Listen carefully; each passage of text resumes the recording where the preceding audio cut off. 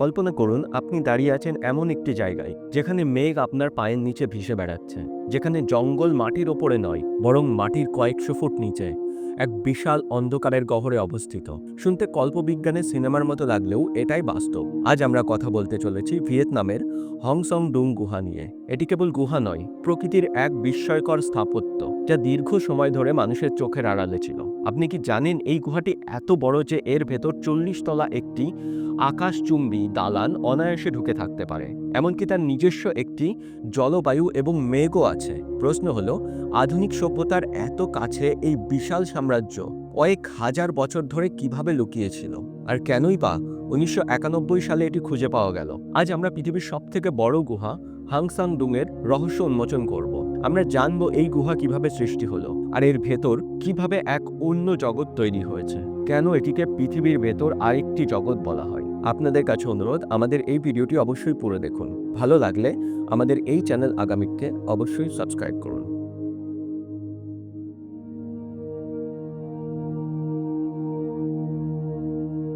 গল্পটা শুরু হয় 1991 সালে। স্থানীয় এক কাঠুরিয়া নাম হো খান একদিন গভীর জঙ্গলে বৃষ্টির হাত থেকে বাঁচার জন্য এক আশ্রয় খুঁজছিলেন। হঠাৎ তিনি লক্ষ্য করেন সেই পাথরের খাঁজ থেকে বিশাল বেগে বাতাস বেরিয়ে আসছে, আর সাথে বেরিয়ে আসছে কুয়াশা। তিনি সেখানে গিয়ে দেখেন এক অতল গহ্বর।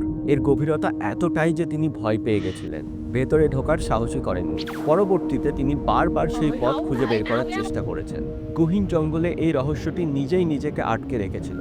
দীর্ঘ 18 বছর পর 2009 সালে ব্রিটিশের এক বিশেষজ্ঞ দল হো খানের সাহায্যে সেই গুহাটি খুঁজে পান, আর তখনই সমগ্র বিশ্ববাসী জানতে পারেন যা আমরা এতদিন জানতাম না। পৃথিবীর নিচে লুকিয়ে আছে আরেকটি বিশাল পৃথিবী। এই গুহার সৃষ্টি কিভাবে হলো? বৈজ্ঞানিকের ভাষায় এই গুহাটিকে বলা হয় লাইমস্টোন কেভ বা চুনা পাথরের গুহা।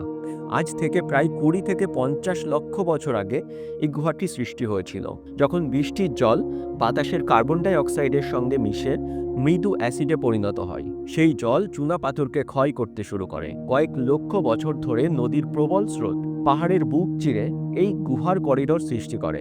হাংসং ডুং এর দৈর্ঘ্য প্রায় 9 কিলোমিটার, যার উচ্চতা 200 মিটার। 9 কিলোমিটার মানে কল্পনা করতে পারছেন? এই গুহার উচ্চতা এতই বেশি যে এর ভেতর আপনি বোয়িং 747 বিমান অনায়াসেই ওড়াতে পারবেন।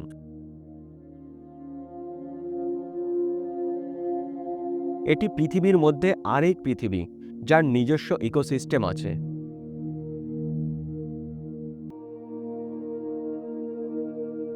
এই গুহার সবথেকে বড় রহস্য হলো এর নিজস্ব ইকোসিস্টেম।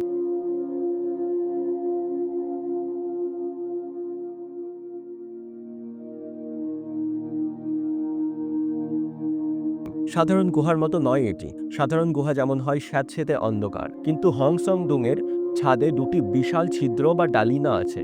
আরও অনেক সূক্ষ্ম সূক্ষ্ম ছিদ্র আছে।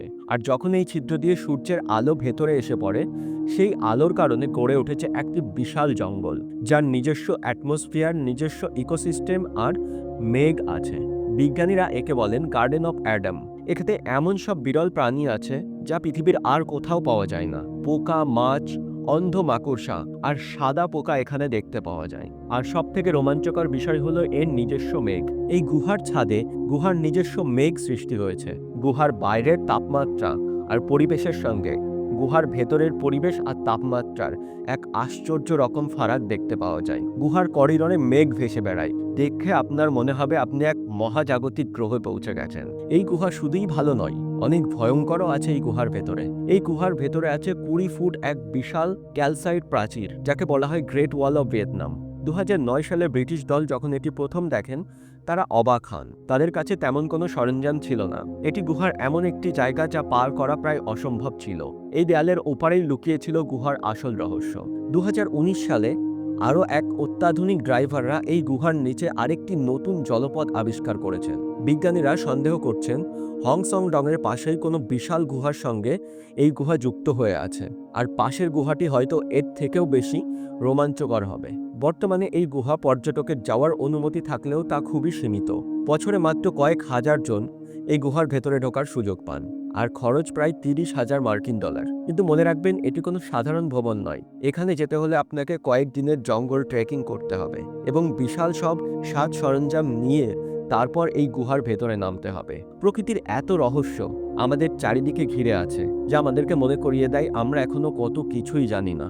হংসং ডুমের অন্ধকার গলিতে আজও হয়তো এমন কিছু লুকিয়ে আছে যা বিজ্ঞানের ধরাছোঁয়ার বাইরে।